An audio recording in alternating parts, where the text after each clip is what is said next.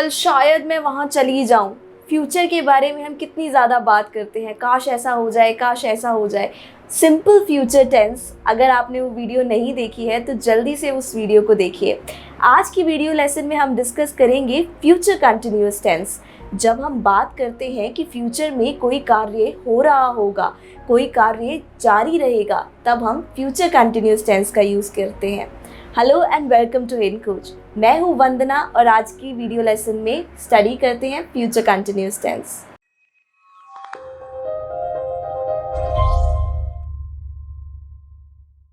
सो guys, देखते हैं future continuous tense का यूज़। फ्यूचर कंटिन्यूअस टेंस, इस टेंस का प्रयोग हम भविष्य में कोई काम जारी रहेगा ये बताने के लिए करते हैं।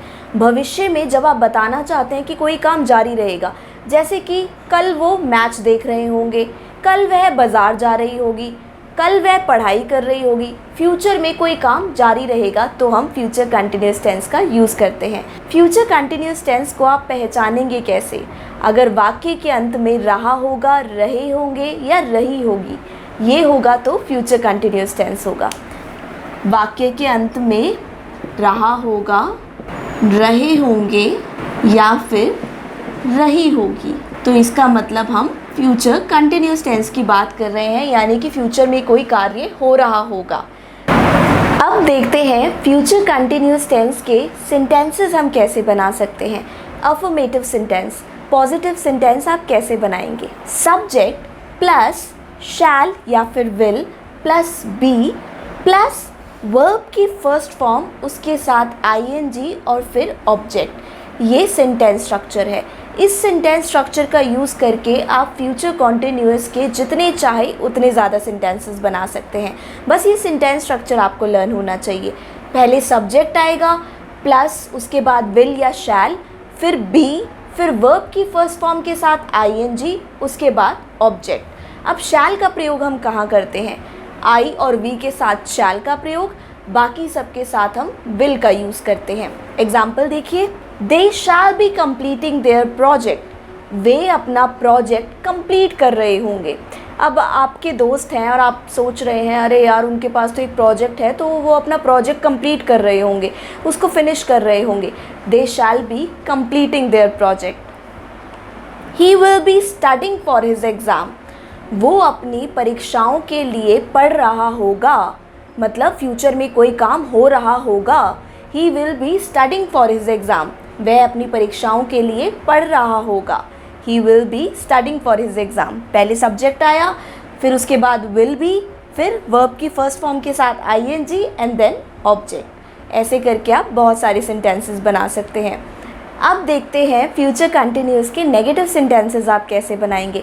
जब आप बोलते हैं ऐसा नहीं हो रहा होगा, वैसा नहीं हो रहा होगा, सब्जेक्ट प्लस विल या शैल, उसके बाद नॉट, फिर बी, वर्ब की first form ING plus object. जो एफर्मेटिव सेंटेंस का सेंटेंस स्ट्रक्चर था बिल्कुल वैसा ही है, इसमें सिर्फ इतना सा डिफरेंस है, शैल और विल के बाद नॉट आया है। शैल और विल के बाद नॉट आया है।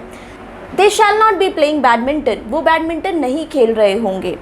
ही will not be studying for his exam, वो अपनी परीक्षाओं के लिए नहीं पढ़ रहा होगा। आपको पता है कि आपका दोस्त बिल्कुल पढ़ाई नहीं करता है, तो आप सोच रहे हैं कि वो पक्का अपनी परीक्षाओं के लिए नहीं पढ़ रहा होगा। He will not be studying for his exam. He, subject, shall, will, उसके बाद नॉट, फिर बी, वर्ब की फर्स्ट फॉर्म के साथ ING and then object. They shall not be going to Delhi, वो दिल्ली नहीं जा रहे होंगे। They shall not be going to Delhi. ऐसे करके आप नेगेटिव सेंटेंसेस बना सकते हैं। बहुत ही ईजी है, बस शैल और विल के बाद नॉट लगाना है and then same sentence structure जो एफर्मेटिव का था। अब देखते हैं फ्यूचर कंटिन्यूअस में इंटेरोगेटिव सेंटेंसेस। जब आपको प्रश्न पूछना होता है, क्या वो सो रही होगी, क्या वह बाज़ार जा रहा होगा, क्या वो काम हो रहा होगा, उसके लिए हम इंटेरोगेटिव सेंटेंसेस यूज़ करते हैं। क्या ऐसा हो रहा होगा? विल या शैल comes before the subject, will shall subject से पहले आता है, उसके बाद बी, उसके बाद वर्ब की फर्स्ट फॉर्म के साथ आईएनजी, फिर ऑब्जेक्ट और फिर question mark. Will she be giving her presentation, क्या वह अपनी प्रेजेंटेशन दे रही होगी? Will she be giving her presentation, तो will shall comes before the subject, subject क्या है she, will shall comes before the subject, उसके बाद बी वर्ब की फर्स्ट फॉर्म के साथ ing एंड देन ऑब्जेक्ट, क्या वह अपनी प्रेजेंटेशन दे रही होगी। Will Manish be attending that meeting, क्या मनीष वह मीटिंग अटेंड कर रहा होगा, will Manish be attending that meeting. तो जब हम जानना चाहते हैं कि फ्यूचर में कोई कार्य हो रहा होगा तो हम फ्यूचर इंटेरोगेटिव सेंटेंस का यूज़ करते हैं। अब देखते हैं नेगेटिव इंटेरोगेटिव सेंटेंसेस। जब आप बात करेंगे कि कोई काम नहीं हो रहा होगा, क्या वह मीटिंग अटेंड नहीं कर रहा होगा, क्या वह बाज़ार नहीं जा रही होगी, क्या ऐसा नहीं हो रहा होगा, जब हम ऐसे बात करते हैं तो हम नेगेटिव इंटेरोगेटिव सेंटेंस यूज़ करते हैं। अब देखते हैं इसका सेंटेंस स्ट्रक्चर। पहले विल शैल, उसके बाद सब्जेक्ट, सब्जेक्ट के बाद नॉट, फिर बी वर्ब की first form plus ing and then object. Same sentence structure है जो इंटेरोगेटिव का था, बस डिफरेंस इतना है सब्जेक्ट के बाद नॉट आया है। Will she not be giving her exam, क्या वह अपना एग्ज़ाम नहीं दे रही होगी। Will he not be attending that meeting, क्या वह वो मीटिंग अटेंड नहीं कर रहा होगा। Will he not be attending that meeting, तो पहले विल या शैल, उसके बाद सब्जेक्ट, उसके बाद नॉट एंड देन बी, फिर वर्ब की फर्स्ट फॉर्म के साथ ing एंड देन ऑब्जेक्ट। ऐसे करके हम नेगेटिव इंटेरोगेटिव सेंटेंसेस बना सकते हैं।